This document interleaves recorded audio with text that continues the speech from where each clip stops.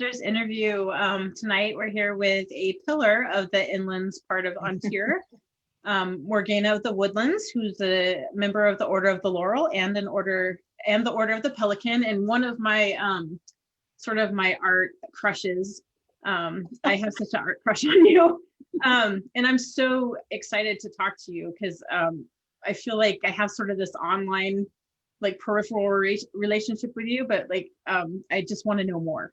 So I'm super excited. And joining us with Morgaina, of course, is my sister Ashaxi, and we're just, we always start these with your origin story. So if you want to start us there, that would be great.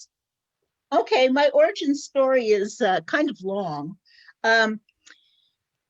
There was not an SCA group in the Palouse in this area, and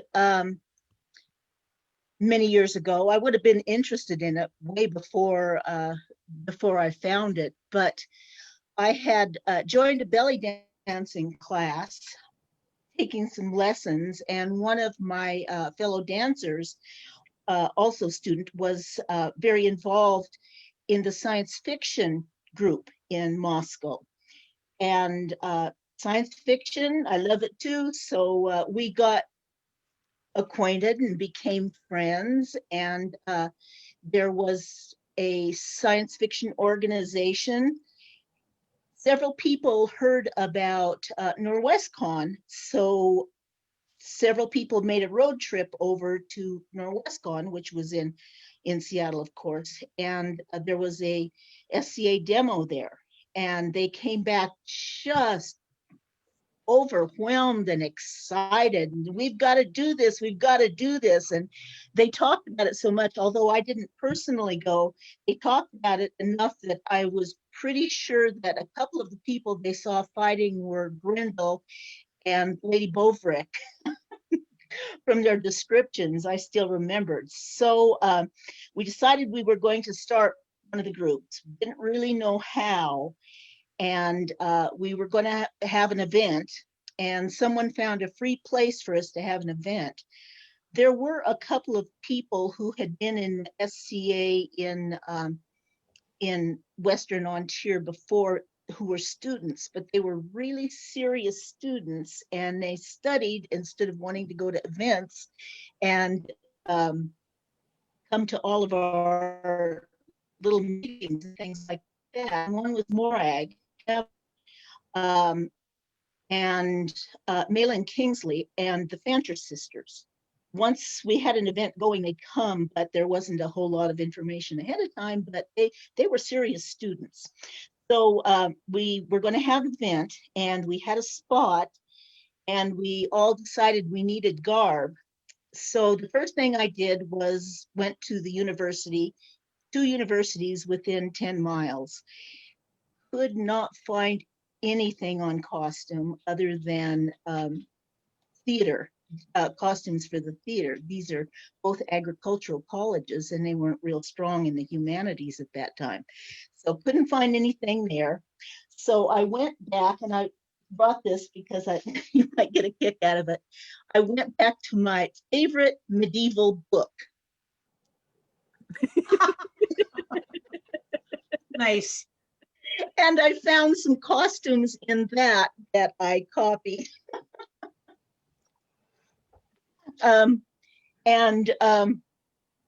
Yeah, I treasured that. I had a series of those books of Prince Valiant, but I copied one costume, one tunic for my the man I was married to at the time, did a lot of embroidery on it. And for myself, I found an old kind of a hippie dress that I had, at least it was cotton, had a long zipper down the back, and I made kind of this headdress that fit inside of itself, that I could hang a veil to cover the zipper in the back.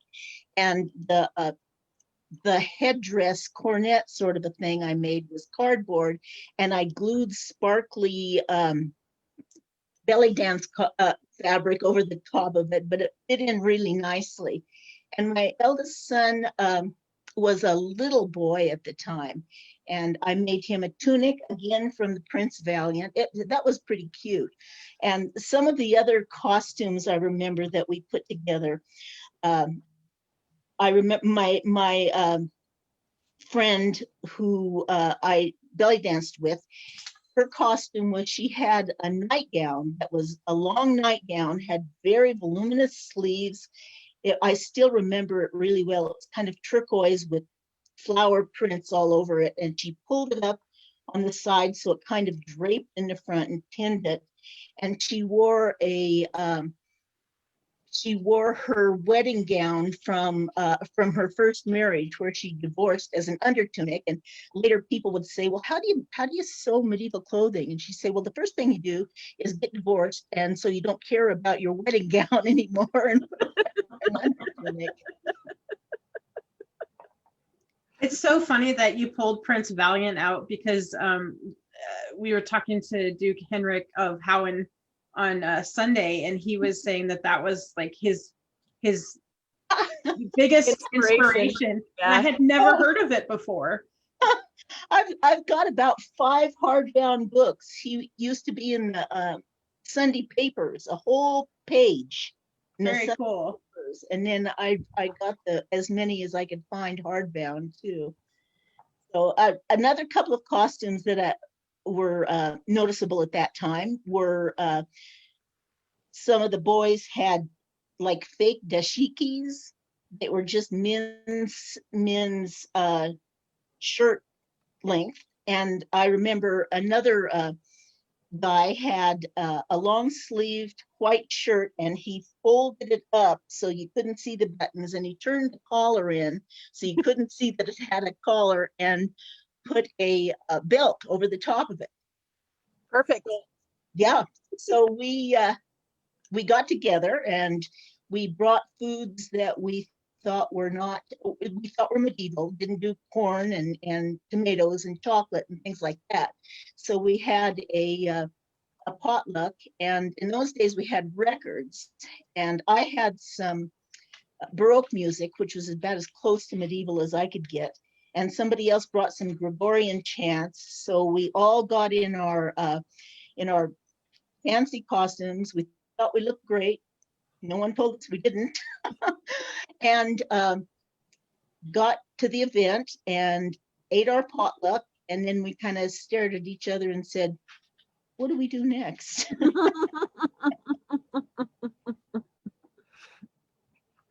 It's amazing. Out and started up again. Not too long thereafter, someone was hired, a couple were hired at the university and had been in the SCA in Collintier, I believe it was, and she was very interested in culinary arts. So we got together for potlucks primarily, quite a bit with that. And she and her husband then divorced. And when there's one couple that's kind of in the center and know what they're doing and no one else does, we kind of all faded out again. So then the third time we got started, I was doing a lot of belly dancing at the time, and I had a gig up in Spokane at their Renaissance Fair, and the Wildsmere people had a fighting demo. And I was so excited, they had to make me keep dancing because I just kept wanting to watch, but I was able to get names and addresses so we could all contact each other again. And about this time, a couple of boys enrolled in college, and they had been in the SCA in other places, and I don't think they were quite the serious students that our first bunch of students were. So they were able to be in the middle of everything, and it got going pretty well. And the people at Wildsmere introduced us to the people at Wastekeep.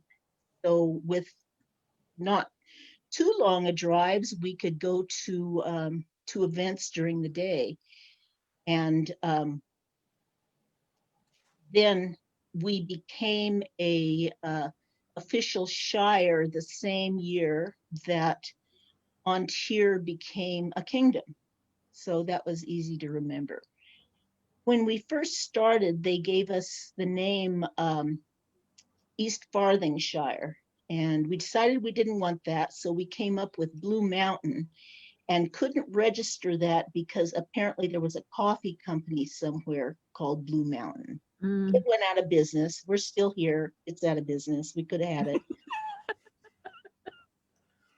And then because we couldn't register it, they changed the name. And I wasn't at that particular meeting. They said they chose to change the name at a meeting that I wasn't at because that was when it was Rosveldiger, that nobody could either say or pronounce it right. But we got used to that. Still couldn't register that. So that was when they came up with the name Lions March, and that's stuck. That's my long drawn out how I got started story. So what year was it about the first kind of event that you guys put together? I am not entirely certain. My eldest son was 4 to 5 years old, and he's 45 now. So maybe about 40 years ago, something like that. Yeah. And the other kids hadn't been born yet. I'm trying to do the math in my head, and it's 1980. Yeah, probably. Yeah, that makes sense. Something like that. Okay. Thanks, Thanks, Rifkin. Yeah. So were you already, you were already a belly dancer before you got in? I tried. And I flailed away at it. Did you also make pottery? I did. I was a art major in college, and the last year before I graduated, I took a pottery class and decided this is what I want to do. It's very addictive. Was there crossover between your belly dancing group or class or whatever and the SCA? Did other people do it as well? A few people did, but it was mostly my friend Beth and me. So the science fiction club was pretty strong too. We later had a little con in Moscow for a number of years as well. Oh yeah, there was another friend, Vicky, who was also took belly dancing classes and was very involved in he came to some SCA things and was very involved in the science fiction group as well. I love the crossover between the science fiction stuff and the SCA. When I lived in Oakland in the early 90s, I heard stories about early SCA. I didn't know the SCA existed, but I heard stories of the first event and through the science fiction community. And I never discovered the SCA until I moved up here. So it's kind of funny. Yeah. So did you kind of in the beginning latch on to anyone in particular that was one of your mentors or that kind of helped you along? I think I didn't have a pelican or a laurel. There weren't any laurels then. And when I first started, there weren't any pelicans or knights in the inlands either. But I have always been and am still always inspired by the De Mantels, by Diane and Catriona. They inspired everybody they touched. And I think one of the reasons that Wastekeep is such a strong, vibrant, fun-loving group today is because Diane and Catriona were such a wonderful base. And also in Wilsmere, I was also close to Elaine Graybeard and Robin. Mm-hmm. And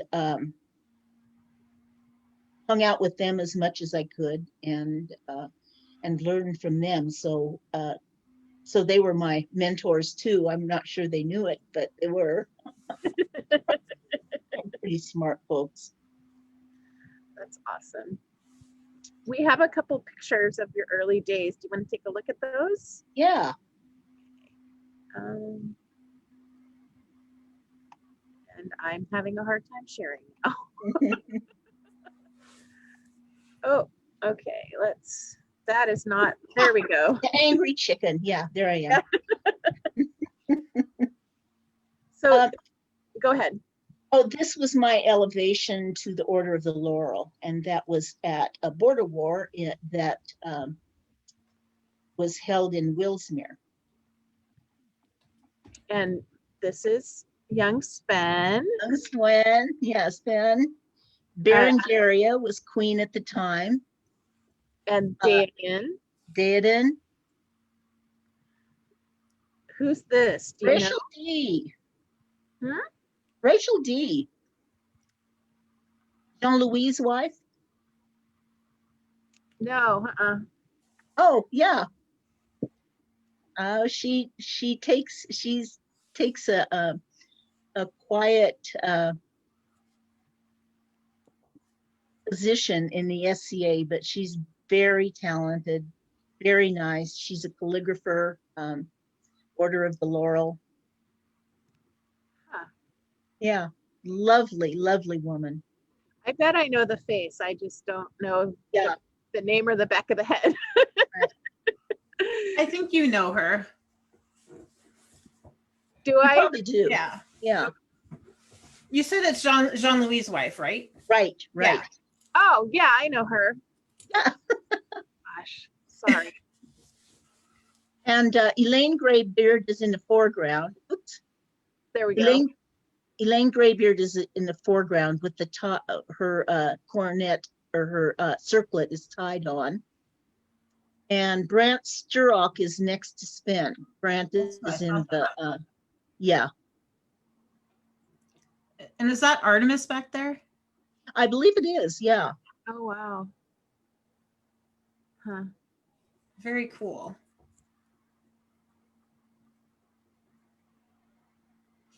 And this is just an early one, and that is how I have seen every tournament, which is somebody's back. So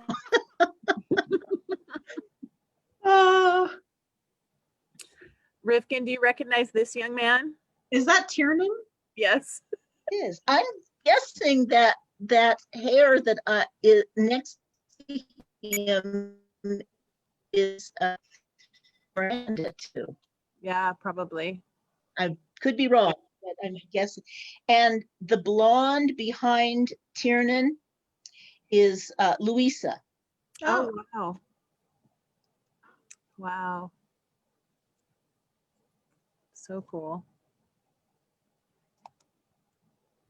This is really early. This was when we were in the still making well, I guess I worked on a Oops, sorry. costume there. So that's okay. The very beginnings, and the young man in front was our second seneschal, Torhall, and he went after graduation. He moved to East Kingdom, and I believe he became a knight there. Awesome. What are we doing with the apple juice jars here? I'm guessing that I was doing water bearing. Oh. See, my brain went to like, oh, she's collecting urine for dyeing or something. Yeah. I thought you were brewing. No, I think that may be my my same headdress too, with just a different that I started out with the cardboard with sparkly fabric on it. Okay. I guess I was about on my third or fourth costume by that time, though. These pots really want us to look at them. They keep coming up. So Yeah, they do. Gosh. Because they're amazing. This is like after a pit firing? It is, yeah. So they all have the wonderful smoke and some of the red iron oxide that I put on them showed through. So cool.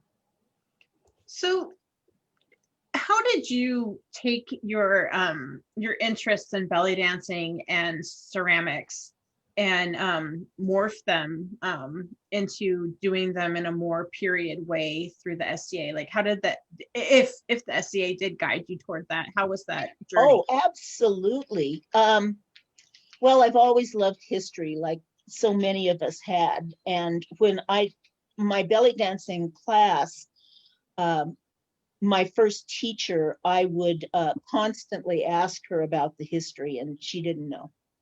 And she was a wonderful teacher, though, wonderful woman. She just didn't follow. Not her thing. Follow it back. Yeah, follow it back. And not her thing. And so I guess I just kept asking and looking. It was very difficult to find. My daughter now is interested in Middle Eastern dance in the SCA, and it's a struggle to find something that's not, there were always like things that we believed that were not necessarily true, or possibly there's just no way to prove it in Middle Eastern dance. And I just, of course, when we first started too, we didn't have computers, and we had our agricultural colleges. So it was very difficult to find things. And for pottery, there's always been some people who have known really well, but the books that I had, they would try to cover the history of pottery, everything from South America to Japan to Africa to Western Europe in one book. And I remember grumbling. I said, when I was looking for medieval pottery, I'd say, I'm tired of looking at these same 6 photographs, whichever book I'm looking in it. And obviously I didn't know how to access archaeological papers and things like that, because of course there's been wonderful archaeological papers all through the 20th century, but I didn't know how to access them. So that took me a little longer than it should have. Well, if you don't know and you don't have anyone to tell you, how are you supposed to know, right? Yeah, that's true. We needed to have a couple of research librarians join us when we started. Pre-internet. I mean, it was Pre-internet. It was hard. Yeah. Yeah, we're so spoiled now with how much research is available, and some of our research geek friends who just who know so much. And sometimes I get the academia papers and I think, oh, they didn't send me another one, did they? And I would have given anything for them way back when. So is that one of your favorite sources now, the academia? Yeah, it is. And I'm still finding new things that are simply amazing to me. And I got one of the themes that they've been sending me recently are Byzantine design. Wow. And they have a little more decoration. So those are pretty exciting. Now I just need to find out how to get more Chinese is what I'm kind of interested in right now. Oh, cool. And, just get in there and enter in keywords, right? Yeah, right. Yeah. Very cool. Well, so you were Laurel first. Mm-hmm. And then did you take on any students right away, or how did becoming a Laurel change the SCA for you? Well, It did change it. I was flailing about by myself over there. And so there were a lot of things I didn't quite know what to do, and how to do it. And there were a few decisions I made that possibly weren't that great. My first couple of students I took as, no, my first student that I took as an apprentice, although I knew her and liked her, I was not really aware of that her motives were really not research and working towards excellence. So it took a couple of years before that kind of began to come together. Right. That we had to have, even though it was extremely fun to be around her, that as a teacher and student, it really wasn't working out quite as well. But, and there was, I had a couple of people like that. That's hard. Yeah, it's really hard, especially if you like them really well and want to see them do well, and you're making assumptions that they want to do well, and they're kind of happy where they are, which is fine. Right. But that's where the communication becomes so key. Yeah. You were kind of the only Laurel on the east side for a long time. Is that correct? It felt like a long time. Yeah, it was several years. So I have a question about that, because you hear a lot about sort of groups and branches that are isolated and don't have peers. How was the responsibility placed on you, being the only one, and how did you deal with that? I actually surprised people didn't come to me more. And I remember talking to a Laurel who had from another kingdom that was also from an isolated area. And she said to me, you can't sit back and expect them to come to you. You have to go to them. And that kind of snapped a wire in my way of thinking, that I needed to go to them. And so I am really not sure how. I'm always a little unsure of how it works.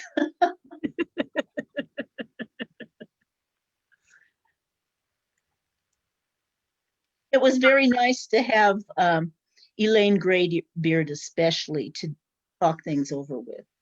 So I talked things over with her an awfully lot. Awesome. Very cool.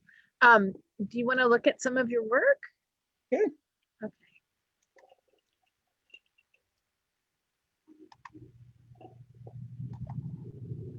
So back to those pots. That one I did in Cambodia.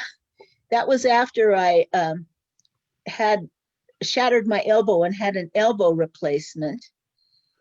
And but my only granddaughter was born in Cambodia, so I had to go over there. And we went to visit a potter in Siem Reap.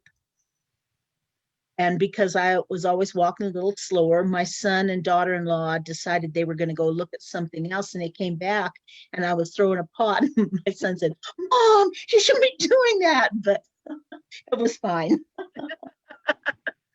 The quality of the clay, I mean, you can tell it's a different clay body, right? It's a different earth. Oh, it was nice. It was really nice. I loved it. And I loved her little kick wheels too. They were great. That is so cool. And then I think this was our pit at Iron and Ink. Might have been our pit at Iron and Ink, or it might have been a pit that Gwen the potter and I put together. And I'm not sure which. It might have been the one. Yeah, that's I made all kinds of stuff like that for my son. Just a beautiful bowl. Oh, thank you. Just nice little clay. And one of my Celtic knot work that I did a lot of, took me a while to realize they weren't period, but they're not. But when I think of, when we first joined the SCA, your stuff was everywhere with the Celtic knotwork. Everybody Yeah. had it. It's wonderful, and I think this is so adorable. Oh, thanks. That was that last year? Yeah, when the worst thing we had to think about was snow. And my daughter. So Gwen the Potter says that we should ask you how you named Celadon. Where did your name come from? Oh, her name came from a Chinese, I won't type of glazing. I won't say color because there's like 20 different colors of Celadon at least, but it's a type of glazing, and it was just a beautiful name, and I knew I was going to name my daughter Celadon when even before I had her. She's obviously very involved in the SCA too. My oldest son wouldn't touch it with a 10-foot pole, and my middle child kind of goes, well, maybe I'll come back someday. So how did you get interested in pit firing? And how did you chase it down and figure it out? I actually did pit firing.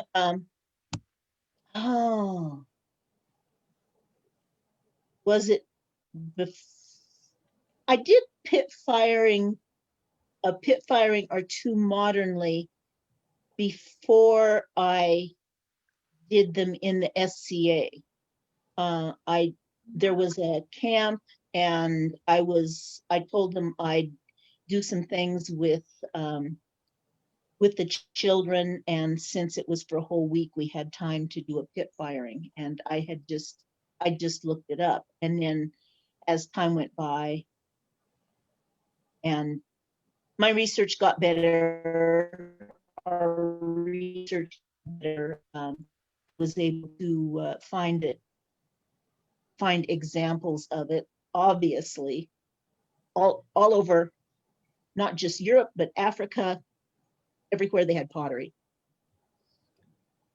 And this one was, this particular pit firing was done at an Iron and Ink. Tell us about Iron and Ink. Oh, Iron and Ink is so much fun. I hope we get to do it again in 2021. I'm not sure. Iron and Ink, we get together for classes, usually the Laurels, the Inland Laurels kind of plan it, and plan what kind of classes that we want to have, and ask teachers from other parts of the kingdom and also the inlands to teach. We try to get as many people coming, and quite a few people do come over. It's a really nice event. It's classes, maybe as many as 6 tracks, and they're hands-on classes for the weekend. Usually we start the pit firing Friday night, and it fires, it smolders for 2 days, and then open it on Sundays. And then we've also been asking Andrew to teach fencing, and I'd be happy to have somebody teaching heavy fighting too. A lot of people get their start with it. The first time Phelan ever made beads was at an Iron and Ink that Sophia came over and taught the class. Oh, wow. Awesome. Awesome. I think we've got a number of people started things. We have, like Torvald has his forge going all day, all weekend long. And if we work it out just right, Ref and Spava cook all weekend long without classes as such, but just people can just come in and join them cooking. Alfred brings his encampment and all his woodwork, well, many of his woodworking tools, and has classes, and also just gives people the opportunity to work there. So it's just really fun. We try to hit as many different disciplines as we possibly can. It's something I've always wanted to come to, and I've just never. Oh, that would be wonderful. Yeah. I would Yeah. love to. There we are, putting horse poop in it. Yay! Yeah. I've got a big pile of chicken poop that Oh is yeah. gonna go That- for a That's fire. one for a pit firing. Wonderful. Wonderful. Balin is so good. He starts all our pit fires for us just with a flint and steel. Gets them going big. Wow, that's the Boy Scout in him. Yeah, yeah. I love this picture. You guys are making the funniest faces at each other. Torvald undoubtedly said something crazy. You can see Yulia there and Tovey. Awesome. What's the story behind the gnome?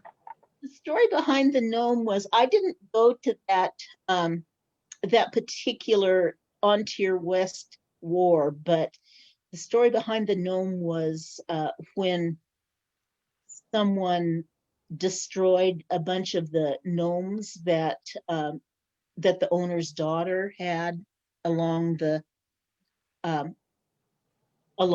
paths and hidden and things like that. So the SCA promised that each household would replace gnomes, and the Chandlers Guild, which my daughter belongs to, commissioned me to make a gnome. So that's my idea of a gnome, and I knew that they'd love it, which they did. We Awesome. put earrings and great big old earrings in the ears, and that is probably less than 3 feet tall, but something close to 3 feet tall. Oh my gosh, it was so much fun. Really enjoying it. And there he is in the wild. I think I went to the On Tier West where everybody brought the gnomes. I wasn't at the one where the destruction happened, and it was pretty cool to see everybody bring those out. Yeah, yeah. And he's high fired, so he'll stand the weather. Awesome. And I love that he's got a little belly dancing bells on, and big old earrings. Oh, cool.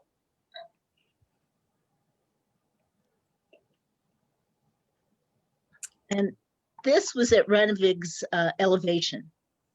And we held hands the entire time. Or almost the entire time. Was she your apprentice? Yes, yes, she was. She's another one of my art crushes.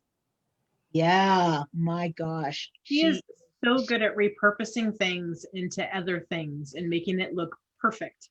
And she is a researching goddess. She just researches all the time. She's amazing. She is. She really is. How does it feel to get one of your apprentices graduated? It feels really good, but at the same time, they have all been such smart, hardworking people that it would have happened sooner or later with or without me. So, so I always felt that, yeah, it's them that did it. So, but great, you know, it's nice to see people that you love honored. This is a very cute picture. Yeah, this is at Moot. And I know this isn't an SCA art, but it's really cool anyway. Well, thank you. Yeah, I did have kind of it was a modern class I took, but I had a Norse pelican in mind when I carved the lithograph. I love it. I love the colors. I love everything about it. Oh, thank you. Yeah. Some of my lithographs didn't turn out very well. The ink didn't cover the plate real well. So I went over it with a couple of Sharpies.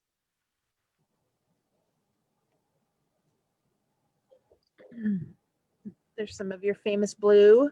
Yeah, there's some blue things. And you formulate your own glazes, some of I them. do, yeah. I about all of them.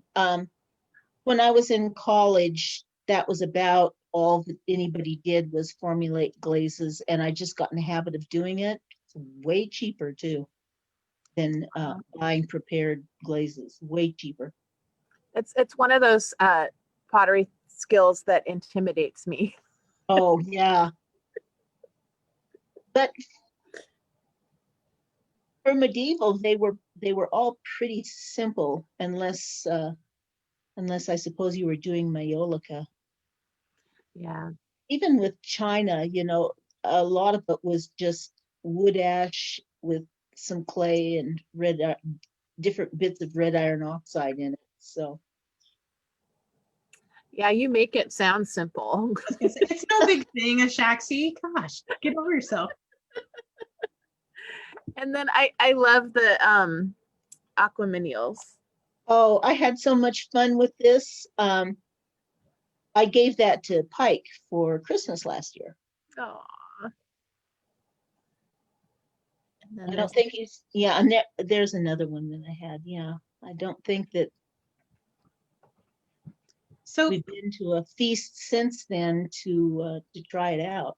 can you explain to me, I think I know, but what an aquaminial is and what's the period in culture and Well, an aquamanil, let me see, it would be high medieval,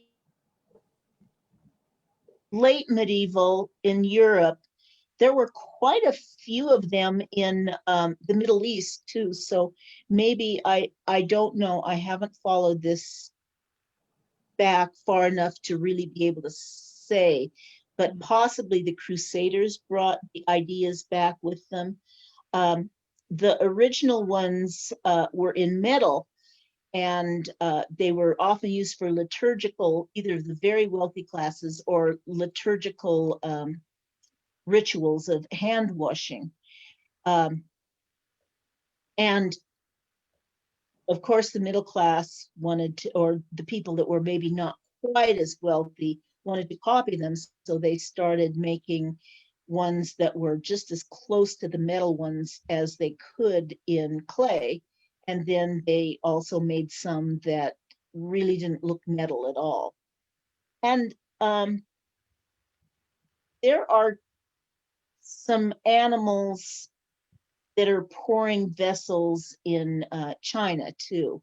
So it's kind of probably all over, but there are, yeah, like I said, a lot from the Middle East that are really and they date back to BC times.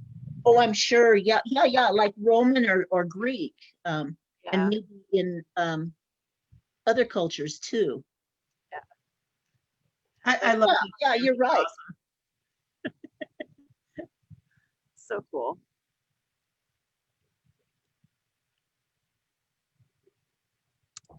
Now it was me trying to make a pelican stamp, make something look like a pelican stamp for someone's elevation party afterwards. Success. Oh yeah, I kind of changed them around a little bit. I ordered something, and then once I stamped it, I kind of sketched on it through the clay a little bit so it looked a little more pelican-y. And I was trying a couple of different ways. I think that other one I just sculpted out of clay. And then this one, I like, I'm not sure why some of the really intelligent things that medieval potters didn't stay. For instance, texture on the handle of a pitcher, so you are less likely to have your hands slide off if it's wet. That makes a lot of sense. It really does, yeah. Maybe And it's they weren't on all of them, but they were on some. and then I love your book series. Oh yeah, that has been really fun to do too.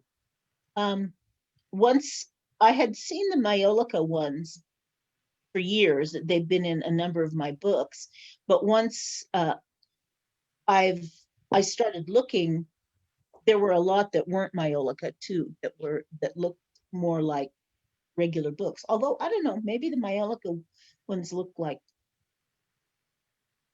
books of the time. From one side anyway.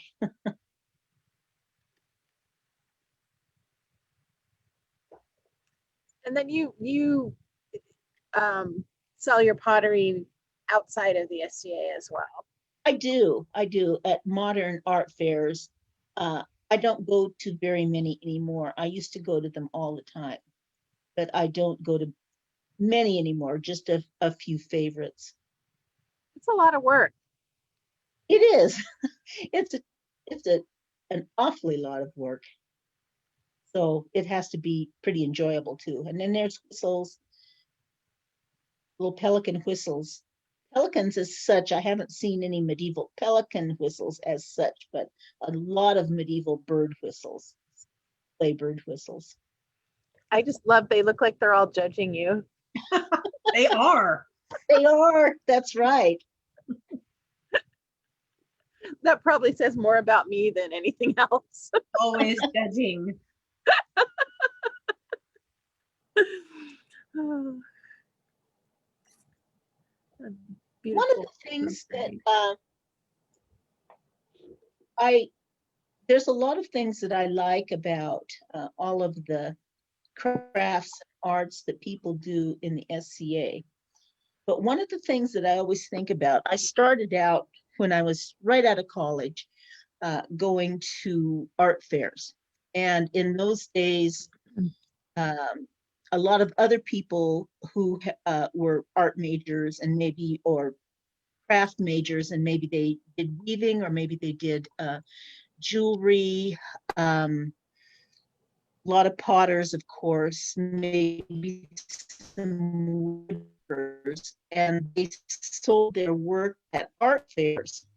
And as time went by, I think during one of the big recessions, when a lot of people lost their jobs, more people started selling at art fairs, and they became professional salespeople rather than craftspeople. And a lot of the craftspeople quit working because the person next door, I remember talking to a lady who made handmade soap, and she said she quit doing it because there were so many soap makers who would go to the store, buy cheap soap, grate it all up, put a lot of scent in it, some color, package it really fancy, and say this is handmade soap. And I keep saying that sort of thing just is not going to happen in the SCA, because somebody will come by, see someone else's soap and say, oh, how did you make this? Do you make your own lye? Would you teach a class? And ask the kind of questions that someone who is baking their craft just could not answer. And Yeah, I think that's something to be proud of, that we have to be proud of. we have standards. We have standards. We have standards. So you used the term craft art. What's the difference between to you between craft art and like fine art? There's an in between too, which is fine crafts. And now this is my opinion, and Laurelyn doesn't necessarily agree with me about this. We like disagreement. What? Okay. But I like disagreement.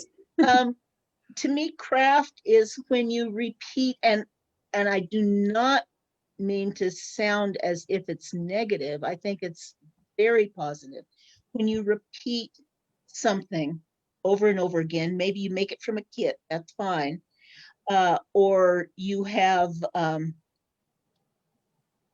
something that doesn't necessarily grow or change. And with fine crafts tend to be, in my opinion, particular with materials like natural materials, wood, clay, fiber, and there may be some repetition, but there are new ideas that come all the time. And fine arts, boy, I'm not really sure about that, but fine arts can't be repeated, even by the person who made it. And I always say, I'm always a craftsperson. Every once in a while, I'm an artist. I kind of feel the same way. Artist is a big word, and I never. It is. It's a scary word. It's a big word. Yeah, I consider both of you artists. I don't know. Like I have this weird fascination with the word craft and whether it is demeaning or not. And I don't think the way you use it is demeaning at all. But I think some people belittle what they do by calling it crafty or whatever. So I just was wondering what you meant by it, and I don't think you mean it that way. Yeah, I certainly no. I think it's a oh gosh, there was a wonderful quote. Oh, I wish I would have written it down so I could repeat it here, but it was, I always loved the things that Japanese masters and old Chinese masters and things, people like that say, but it was something about a craft. You can't hide if you do craft, because a craft is what you are. Well, I love that. Yeah. Yeah, I love that, because everything you make is a part of you. Right, It's right. an expression of who you are. I think of craft, like there's crafting, like you said, like kits and stuff, but that's different than being a crafts person. To me, a crafts person has a discipline that they, and it can be several disciplines that they do their craft in. And it's like a lifelong pursuit of perfecting their craft. Yeah. To me. And I have absolutely nothing negative to say about people that work with, that go to Michael's and buy kits and make things. That I think it's great, and I think I'm glad that they do it, even if they're not putting necessarily new ideas in it. Just the fact that they are creating something and making something with their hands, and there's hand-eye communication going on, and communication in general, because that's actually that's kind of my definition of art is communication. Yeah, and I think it's important for everybody to have some form of artistic expression. I do too. And there's nothing wrong with doing that through a craft kit. Absolutely. Having some direction, and because not everybody grows up with an artist mom who belly dances and makes pottery and and sketches and encourages her children to do the same. I mean, you have a son that's a painter. Your daughter dances and probably does other stuff that I don't know about. My oldest son's a writer. Right. So they've grown up in an environment where that's really fostered, and not everybody has that. Yeah. So yeah. I don't know where I was going with that. No, I know what you mean, I think. I think just like, and I'm going to use fighting because I am an obsessive fighter, but just like in fighting, there's room for, dabblers. There's room for people that are on a path. There's room for people who just want to be excellent.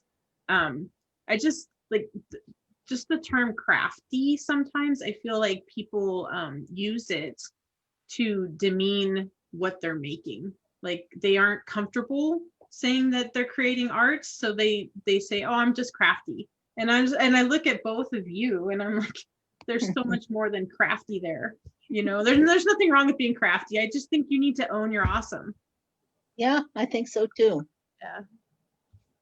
And I guess I look at it, when I say crafty, I kind of mean craftsperson and not crafter, if that makes sense. There's a difference to me. Yeah. I'm sorry, I totally took us on a tangent. No, I think it's cool. Good one. One of my favorites. Oh, anyway. Because I want to still be crafting stuff when I'm, in my 80s. Oh, me too. Yeah. Definitely. So, you got pelicaned at some point. Uh-huh. What is your service passion? When I was first in the SCA, because we were starting up, and then for a while after that too, because I had a little experience because we were just starting up, because I worked from what I did a lot of autocrating and cooked quite a few feasts, and was a officer in the little group, and I continued that for a while. I don't have that much stamina to autocrat anymore. It's just the last couple of times I think I did a feast, I didn't think I was going to make it through, even though I delegate, I physically make it through. So what I've done as service has changed a lot over the years. And now my most exciting service is to help arts events, things like Iron and Ink, and take a track in Collegium. I did that a couple of years ago. Steercar was the autocrat, and I took it very seriously. My track, I thought it was a great track. So short term, actually, Yulia and I were talking about this. She does really great long-term service, like being the Kingdom Seneschal for several years, and she probably could have done it longer. And I knew even when I had more stamina, I could not have done it for 2 years. I can do quick sprints, not marathons. So things that are marathons, sprints, other than not letting go of things easily. Not, and I mean that in a good way, not letting go of SCA in our area. Yeah, making sure that you continue to foster it and build community. Yeah, exactly. And nurture it. Yeah, I consider myself more of a sprinter as well. I like to step in when it's really needed, and then remove myself when everything's kind of put back together. So I totally understand that. One of the other things that you are really well known for is your generosity in making largesse and providing the kingdom with cool stuff that you've made. How did you get started doing that? Actually, it was a long, long time ago. I think during Sven's first reign, we were at an event, and I had sort of a merchant's booth. I was mostly just hanging out with friends, but sort of a merchant's booth set up. And Sven came by and looked at my stuff, and I said, "Oh, why don't you just take a bunch of it for presents?" They said, "Oh, great!" And so he loaded up, and that's how I got started. Nice. Yeah. What I like to do is if someone has a very distinct, actually, I should change that a little bit. If I fall in love with some small little thing that I know I'm not going to sell, either I'm not going to sell or I'm not going to sell considering the amount of time that I put into it, then I love making that for largesse, like the little whistles, for instance. Mhm.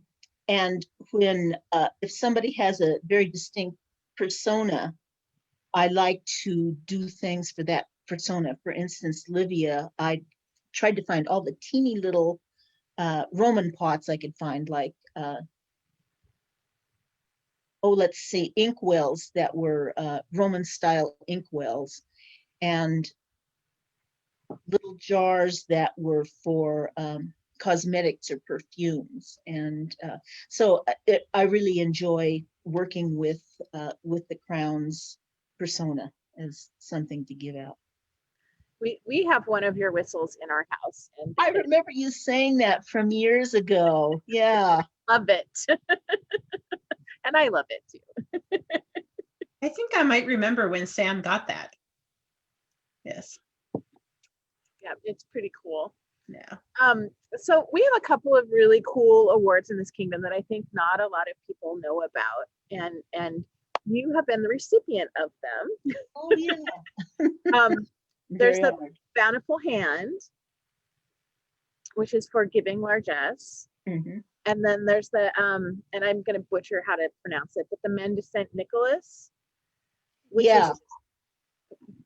is more of like a prolonged time of giving Mm-hmm. and Yeah. doing. And then the Lion's Strength is for 20 years or more of consistent service to the kingdom. Yeah. Which is like, it's like putting an augmentation on your pelican, I kind of think. Out of it that way, but yeah, thank you. Yeah, this is the Lion's Strength. Lion's Strength, right? That's so cool. I think it's a great award. Yeah, I'm pretty honored. Is that one of your favorite things that you've received, do you think?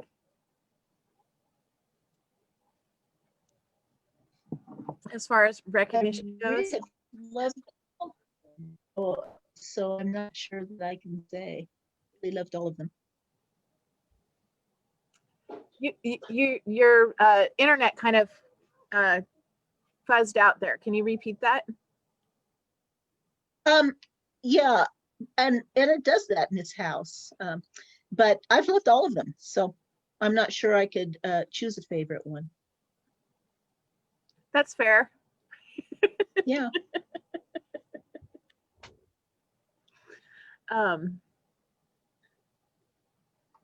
So you've been in the SCA for 40 years. Mm-hmm. I'm not sure when we started, like 30, I said, 40 years. What keeps you interested? What keeps you engaged? Well, there's quite a few things. My love of history. I love being around other nerds. I love the people. I'm always learning something new. And I have a lot of very wonderful modern friends that I hang out with. Of course, in a small town, not very many SCA people, especially my age, and I hang out with those ladies and my modern friend ladies, but they just don't have the same sense of humor. I went to a women, these friends we have a women's art group, and I went to a meeting and we were talking about something, and I stood up in the middle of the meeting and I said, I have a very important question. How many people here are watching Game of Thrones? and they all looked at me like they didn't know what I was talking about. And I thought, no. that is one of the reasons I'm in the SCA. Yeah. It's like, how are these my people? They don't even know. How can I love people like this? It's funny.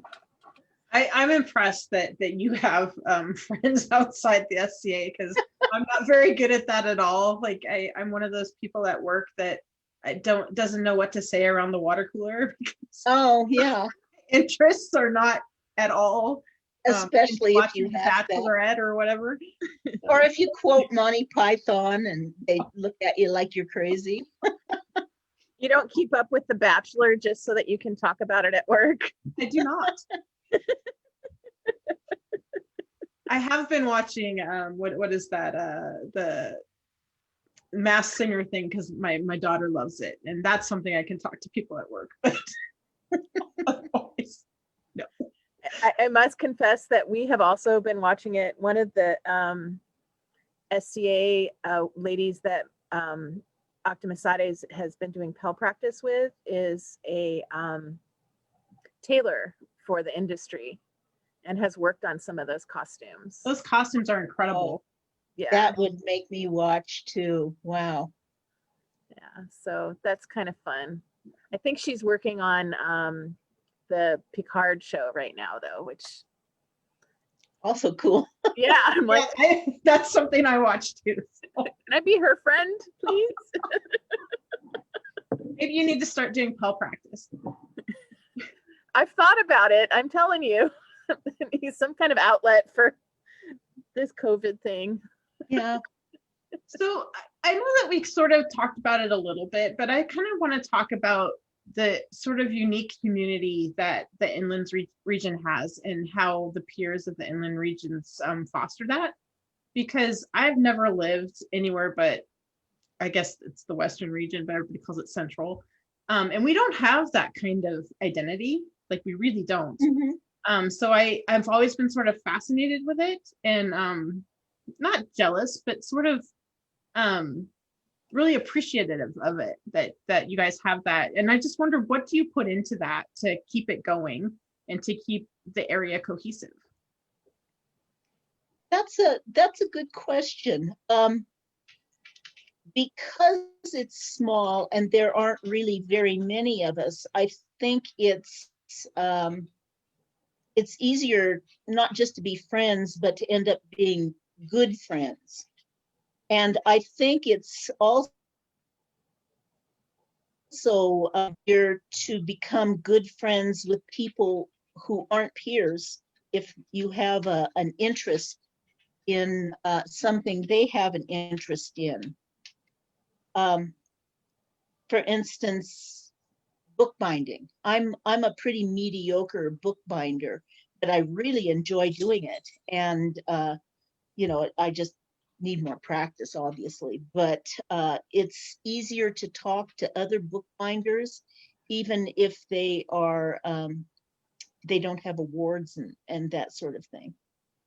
And then when we make plans for things like Iron and Ink, sometimes we get together at an event, sometimes it's just online, or we see each other and we mention it.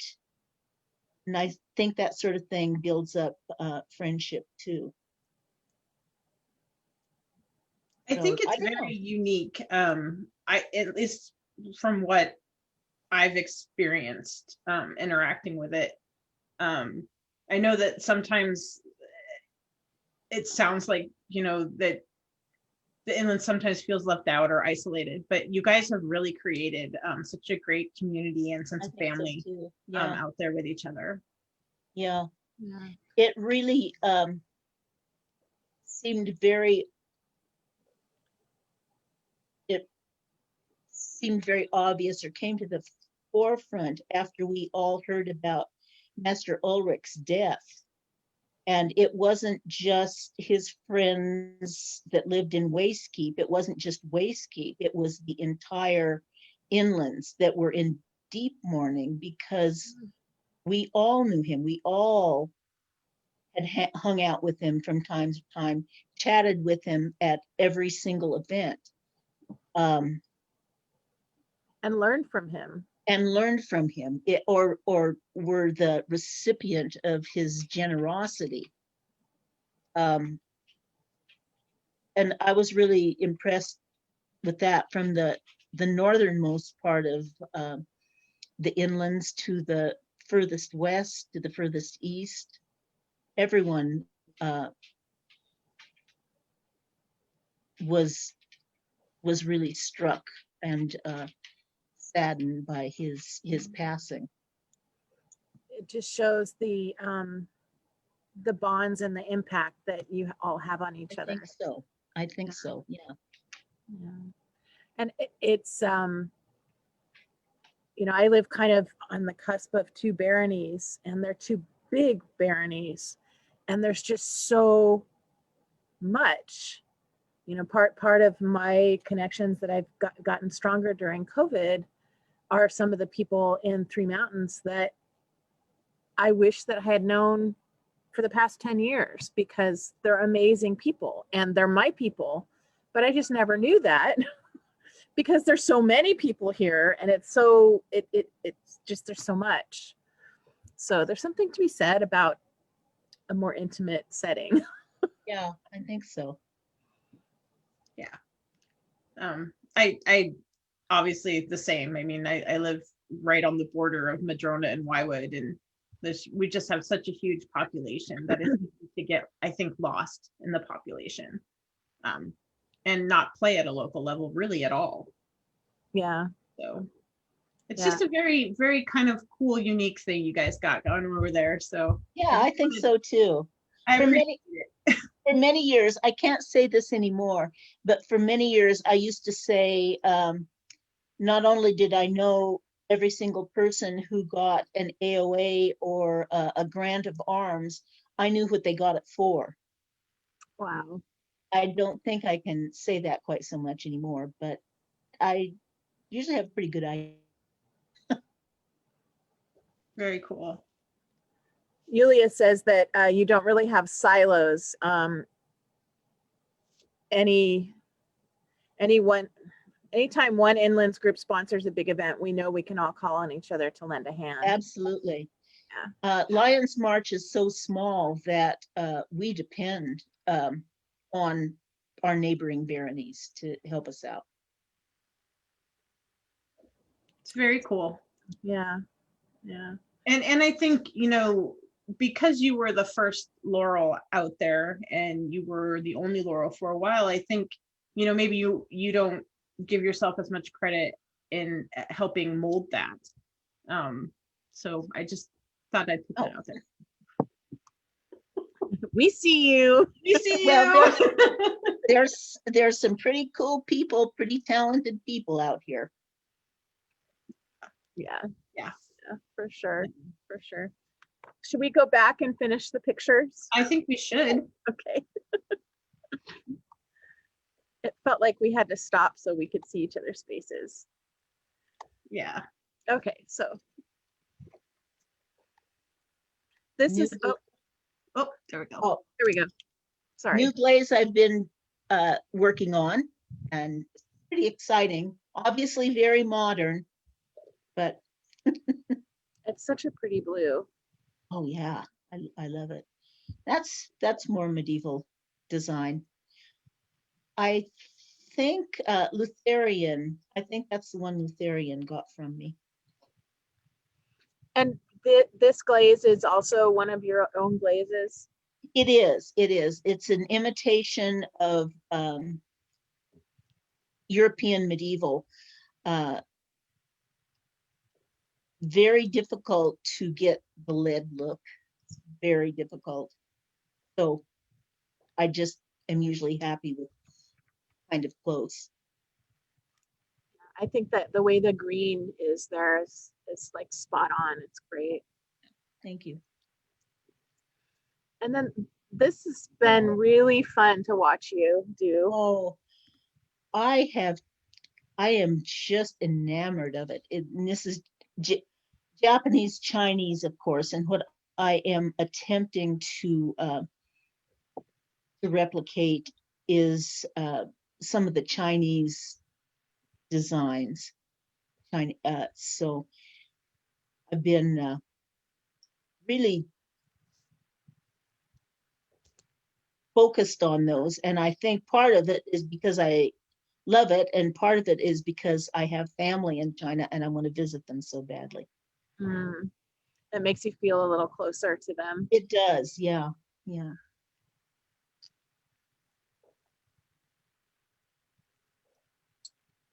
Super cool. All my sketches. I love this one. Thank you.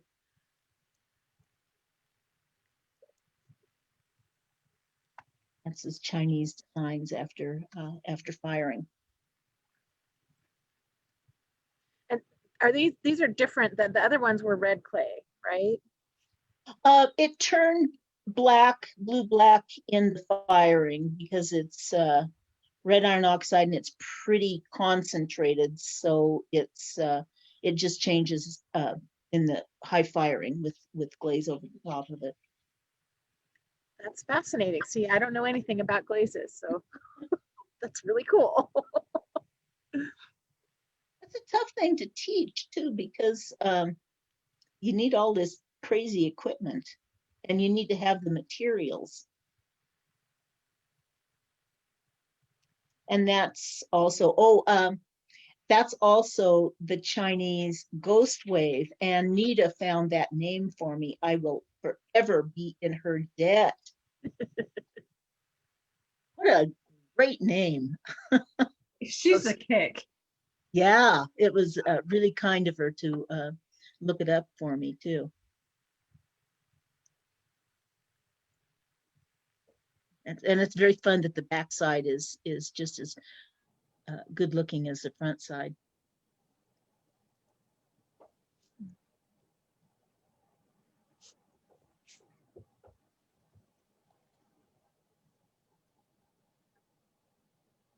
This is like witchcraft that you've gotten these pump handles to fit these bottles. I was thinking the same thing when she posted this. I'm like, how did she get them to fit? Well, I threw quite a few away, I will tell you that. But I think I have it down now. I'm aware of how much shrinkage it is. I love how much diversity you have in what you make. Yeah, kind of depends on what I've fallen in love with at the moment. Of the moment, I mean, space of time, maybe a year. And are these going to be coming to a largesse? They are. I'm really excited about donating them. I'm going to give one to the kingdom, for the kingdom, one for the each of the inlands baronies, and then for another couple of baronies for the baron and baronesses I especially like, or something like that. Actually, I'd give it to any of the baronies if they wanted it. I just thought it would be really helpful to have it to have it right next to the thrones anytime people felt like they needed hand sanitizer. This is our new normal. Our new normal, right? Right. So so the ghost wave, of course, is period Chinese, Japanese, Korean, and the other designs were inspired by high medieval, highly decorated. So I love the ghost wave. That's really cool. yeah, me too. And that is the kick wheel made by Ulrich and given to me, just as I said, out of the kindness of his heart. He knew I was very excited about the thought of having one. Wow, it's beautiful. It's so beautiful. It almost seems like you wouldn't want to get clay all over it. Yeah, Very true. And a couple of people have mentioned that, but Ulrich said he wanted it to be used. Well, then that's what you have to And do. that's what it does. And I've used it a few times. I think I used it in the glow up. So Sorry, I don't know why those are in there. Just my testament to not being a tech person and having an off week. And I don't know what this is either. So that one was the barn, which is an artist, a place that artisans, I don't have a studio there, but people can rent space for studios and stuff. okay. And then these are more modern mugs that you make, but I just Those are modern, right? I right. love how angry that chicken looks.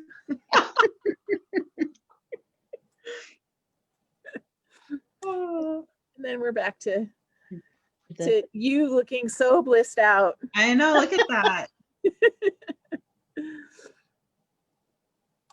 Okay, there we go. That's all I pulled Right. Oh, from this year. So is there go ahead, Misty. Sorry. go ahead. No, you go ahead. You were no. Nope. Two plays. I was just gonna say, are there any like big art projects or goals that you have right now in the SCA or outside of the SCA that you're pursuing? Well, I am really hoping we get to do Iron and Ink again. We'll see. For myself personally, I want to have more control over the Narikomi, which is the hand-built Ghost Wave. I am doing something which I always said I would never do. I have sent for a couple of molds because the only way they could have done some of those designs were putting a slab of clay over the top of a mold. And always said that's what you get for being stubborn about something or arrogant is it. So I've sent for a couple of molds that are similar size, and then when I have a handle on when I feel like I'm in control of getting things to come out without cracking using the molds, then I will sculpt a couple of molds that are more that are actually the Chinese style dishes. Appropriate shapes. Yeah, the appropriate shape. So that's, yeah. What's your aversion to molds? Do you feel like it's cheating or? Yes. Okay. I don't think that I'm ashamed to say that. Okay. That's what I thought, but I was like, okay. So it's, and what I'm a little more familiar with how Romans use molds, but than how Chinese did, but making some educated guesses. They're much different from what we think of molds. What we think of molds with molded pottery or molded ceramics now is pouring liquid clay into a mold and then taking it off. With the Roman, the mold was ceramic itself and just a little thicker, and they'd throw the pot inside the ceramic mold. And I am thinking that with the Chinese ware, it was either put inside a shape, a big slab of clay, or put over the top of a shape, other than one that had to be a two-part mold. Not sure. And of course, that's my favorite. That was done with Chinese. I don't know if I said that was with Chinese. Gwen says it's not cheating, it's using a tool. She's so right. She's so right. But I was a little bit of a jerk about it in my youth. But that's normal, right? Like you get something in your head and then you get stubborn about it, even when you realize that, hey, well, maybe I'm being stubborn about something that really doesn't matter. Yeah, I have a modern girlfriend who helps run a pottery studio over in St. John's, and she had me over to play with clay, and we did some like trays on a mold, and it was weird because it's like so fast, and it's a different skill. Yeah, and it felt like cheating because it wasn't that like, because throwing clay is hard and it takes a lot of practice. So I totally get where you're coming from. I think it's a legit feeling to have.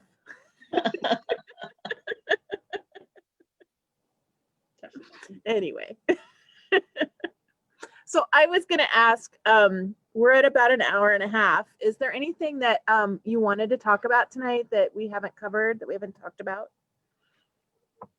Well, I think we hit about everything. I wanted to talk about crafts in the SCA. Boy, it's sure important during this lockdown time, aren't they? Totally keeping me sane. Yeah. Yeah. Keeping the SCA viable and interesting. Your daughter says that Allie asks, historically were molds used? In Rome, possibly before that, but Rome is earliest that I found. And as I said, different than what we think of as molds. They were made out of clay, and people kind of threw the pot inside it, and it would be decorated on the outside. So they'd kind of push the clay into those decorations, if that makes sense. And then would it break apart off of, like it was a two-piece? Probably, that's a great question. And I think it may have, I've seen a few molds and I think they were still in one piece. So possibly they just shrunk enough to come away from the edges. I don't know if they used a mold release or if they just there was enough shrinkage or enough water to just kind of pull to just pull apart. Sometimes if you soak the mold ahead of time, if it's plaster and you soak it, it doesn't absorb the clay as much. Maybe with the terracotta, it didn't absorb that either. So I always talk about when you are on the path to laurel, if you wanted to be a pottery laurel or a clay laurel, it's hard to find something that everybody else isn't already doing. And that seems like that mold making and researching that seems like it would be a really great path for somebody to pursue. It would, especially there was so much Roman pottery, so much Roman ceramics all over. And a lot of their most beautiful was, well, that we have extant still were made in molds. I think that would be a great way to a great thing to pursue. Yeah, a cool niche. Yeah. You heard it here first. Huh? Yeah, you heard it here first. Someone needs to do that. Yep. Get on it. Oh, God. Well, thank you for tonight. It's good to see your face. Yeah. Lovely to chat. Rifkin, do you have anything else? No, I really appreciate talking with you and hearing your story, and it was super cool to just get your perspective, and I appreciate your time and your candidness with us. So, well, I feel very honored that you asked me. Thank you. You're welcome. It's our pleasure, really. I don't know what their schedule is, but if I could put in a plug to interview Diane and Catriona. I think he's been commenting tonight, so Oh, has he? you can get on that. Oh, awesome. We don't have, Got him. Yeah. they're on our list because our original goal with this was to interview Lions Volunteer. And we've kind of, Right. We're meandering. yeah, you know, we've interviewed people like yourself that in our minds are pillars and you know, maybe, well, not technically Lions Volunteer, are the same caliber. Oh, yes. Yeah, but they are definitely on our list. I don't have a way of contacting them, so I need to just get over that and do it. I can figure it out. Okay. I will take that on, and we will see if they will grace us with an hour and a half of their time. Assignment All right. accepted. Excellent. Yeah. Awesome. Anyway, Thank you. I want to thank everyone else for joining us. This has been really cool. I forgot who we are interviewing next week, and I left my calendar in the living room. I'm looking for mine. Let me just pull it up real quick.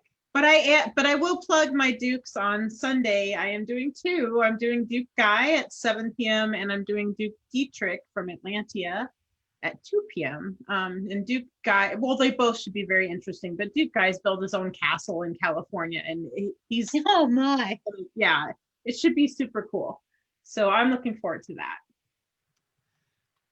And then next week, I get to hang out with Katrine.